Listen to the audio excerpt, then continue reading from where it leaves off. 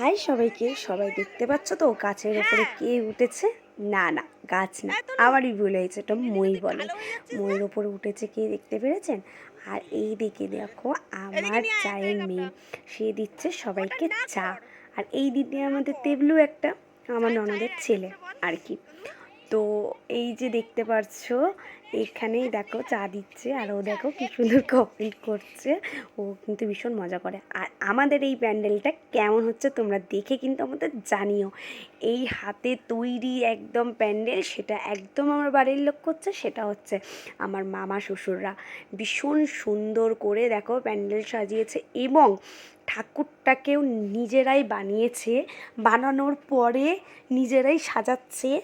সাজাটা এই দেখো সাজানো শুরু করে দিয়েছে আর সাজাচ্ছেও খুব সুন্দর করে।